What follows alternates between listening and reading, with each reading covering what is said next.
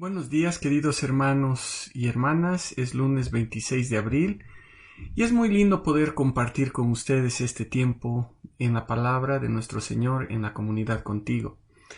Es viernes, el viernes de la semana pasada comenzamos a ver a través de la Biblia el sufrimiento en la vida de los hijos de Dios. Y hoy, que estamos en lunes 26 de abril, vamos a comenzar a ver el sufrimiento en la vida de Job. Pero antes vamos a orar. Padre amado, te damos gracias por este tiempo que tú nos das. Gracias, Señor, porque podemos abrir tu palabra y podemos estudiarla, Señor, y podemos aprender más de ti y de cómo quieres que vivamos como hijos tuyos.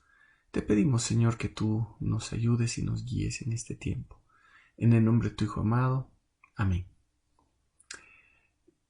El sufrimiento en la vida de Job va en contra de todo lo que escuchamos hoy en día, de lo que supuestamente tiene que ver con la vida de los hijos de Dios. Y como vimos el viernes pasado, muchos grupos identificados como cristianos tienen una teología del no sufrimiento. Y esta idea tiene su origen en el tiempo de Job, cuando Satanás plantea las dudas acerca de la integridad de Job. Cuando leemos el diálogo entre Dios y Satanás con relación a la fidelidad de Job, Satanás plantea en una primera instancia, en los versículos 8 al 11 del capítulo 1, que esa fidelidad tiene como centro la prosperidad que Dios le ha dado a Job. Satanás plantea que la obra de Dios en sus hijos se basa en la prosperidad material. Luego, en los versículos 3 al 6 del capítulo 2, en un nuevo diálogo, Satanás plantea su segunda idea y dice que la razón de la fidelidad de Job es que Dios ha mantenido su salud. El nuevo planteamiento de Satanás es que la obra de Dios en sus hijos está basada en la salud física. Y son dos ideas que se sostienen hoy en día. Se dice a través de la televisión, a través de la radio o el internet, que Dios quiere que nosotros seamos prósperos, y si no somos prósperos es porque no hemos entendido que somos hijos del rey y a la vez somos reyes. También se dice que un hijo de Dios no puede estar enfermo. La enfermedad para el Hijo de Dios es signo de falta de fe. Escuché hace algún tiempo decir a un predicador muy conocido que el 50% de la obra de Cristo en la cruz es la salvación y el otro 50% de la obra de Cristo en la cruz es la sanidad. Él decía que muchos cristianos solo tomaban el 50% de esa obra y entonces eran salvos, pero vivían enfermos. Debían recibir el otro 50% para tener la obra completa de Dios. ¿Y qué mentira más terrible? Es la misma mentira de Satanás, envuelta en un paquete de religiosidad y de espiritualidad. Lamentablemente, al ser predicado este evangelio, se puede reclutar a muchos seguidores. Muchas personas están convencidas que son hijos de Dios. Pero cuando viene el sufrimiento a través de estrechez, de persecución, de enfermedad, maldicen a Dios en su misma cara, porque supuestamente Dios no les ha dado lo que les ha prometido. Ahora, en el caso de Job, vemos algo completamente diferente. Comenzando el libro de Job, en el capítulo 1, los versículos 1 al 5, leemos lo siguiente. Hubo un hombre en la tierra de Uz que se llamaba Job. Aquel hombre era íntegro y recto, temeroso de Dios, apartado del mal. Le nacieron 7 hijos y 3 hijas. Poseía 7,000 ovejas, 3,000 camellos, 500 yuntas de bueyes, 500 asnos y muchísimos siervos. Y aquel hombre era el más grande de todos los orientales. Sus hijos iban y celebraban un banquete en la casa de cada uno en su día, y mandaban a llamar a sus 3 hermanas para que comiesen y bebiesen con ellos. Y cuando habían transcurrido los días del banquete, sucedía que Job mandaba llamarlos y los purificaba. Levantándose muy de mañana, ofrecía holocaustos conforme al número de todos ellos, pues decía Job: quizás mis hijos habrán pecado y habrán maldecido a Dios en sus corazones. De esta manera hacía continuamente. ¿Saben? El libro comienza con una descripción de Job. Ahora, ¿cómo era Job? Según el versículo, era un hombre íntegro y recto, temeroso de Dios y apartado del mal. ¿Qué características? Era un hombre íntegro, y la palabra en hebreo es tam, adjetivo que se refiere a una persona honrada, una persona intachable. Era un hombre intachable, íntegro, de una sola pieza. Perdón, una persona que no se acomodaba de acuerdo a las circunstancias. No había algo que podía hacerle cambiar. Era el mismo todo el tiempo. No se desmoronaba en cualquier circunstancia, sino que permanecía firme en sus convicciones. No cambiaba de parecer ante los problemas. Y creo que en la historia de Job vemos claramente que él era un hombre así. También dice que era recto, y la palabra en hebreo es yashar, que significa alguien derecho, justo, parejo, y se refiere a una persona justa, que está de acuerdo con la voluntad de Dios. Luego dice que era un temeroso de Dios, y la palabra hebrea es yaré, que significa literalmente temor o miedo. Pero cuando es usada hablando de una persona de alto rango, esta palabra connota ese temor reverencial.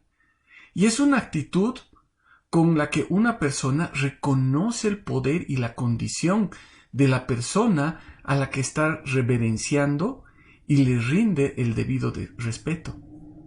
Ahora, con este significado, lo que implica esta palabra yaré adicionalmente tiene que ver con sumisión.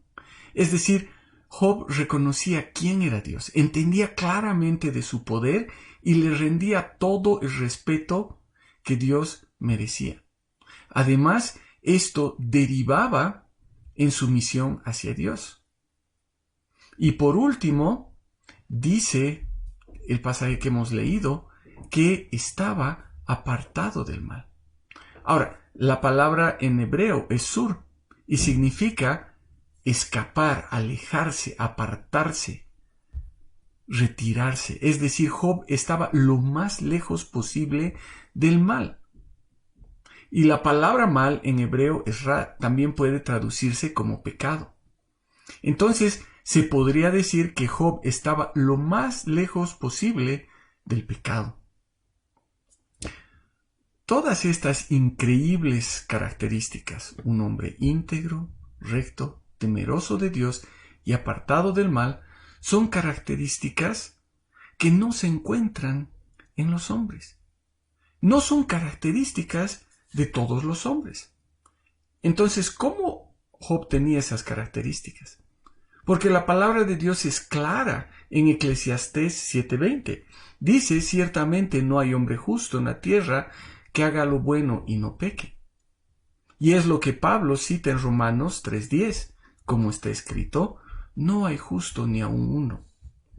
Entonces, cuando leemos que Job era un varón, de tanta cualidad, debemos entender que estas virtudes solo podían venir de alguien, de ese alguien que justifica, que leemos en Génesis 15:6, que justificó a Abraham por fe. Y ese solo puede ser Dios. Es decir, Job fue una persona que le había creído a Dios y a través de esto su fe le fue contada por justicia. Adicionalmente, vemos a Job preocuparse por la salud espiritual de sus hijos. Él actuaba como un sacerdote, ayudando a sus hijos a purificarse, ayudándoles a ver su pecado. y tener las cuentas al día con el Señor. Y también ofreciendo sacrificios, entendiendo que la paga del pecado trae muerte, y a la vez entendiendo la necesidad de un sacrificio sustitutivo para tener una relación personal con Dios. Las cualidades de Job solo podían ser resultado de la obra de Dios en la vida de Job. Por su propio mérito o esfuerzo, Job nunca pudo haber alcanzado esa justificación.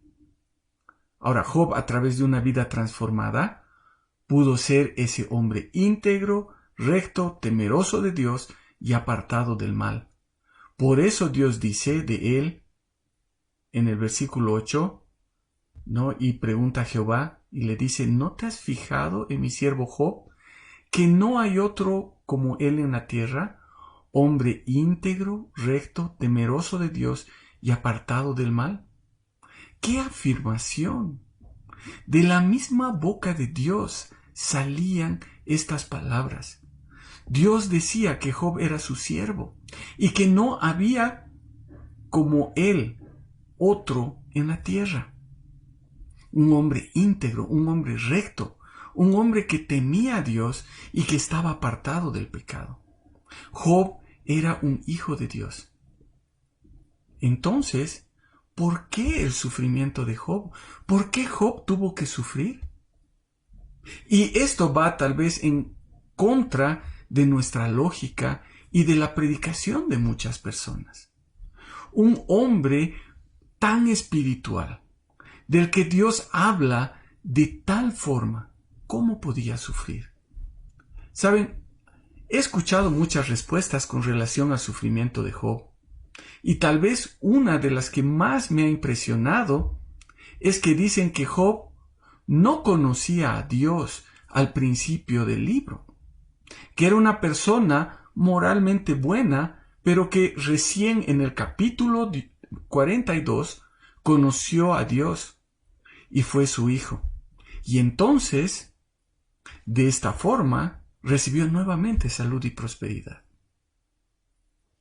Es increíble cómo se quiere justificar la ausencia de sufrimiento en la vida de los hijos de Dios.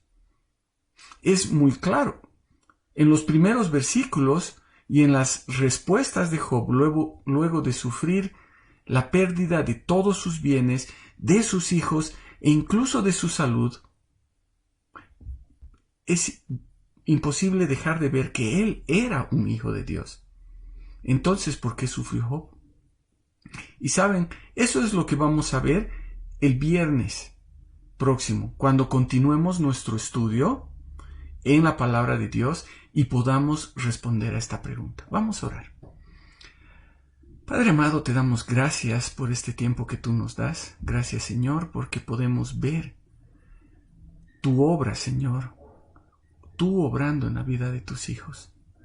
Tú haciendo a Job una persona recta, una persona temerosa de ti, una persona que está apartada de mal, una persona justa. Te damos gracias, Padre amado, y te pedimos que tú nos ayudes a entender por qué tenemos que sufrir si somos tus hijos. Te pedimos, Señor, que tú bendigas esta semana que estamos comenzando y, Padre amado, que tú nos ayudes a ver la dificultad contigo. Te damos gracias, Padre, en el nombre de tu Hijo amado.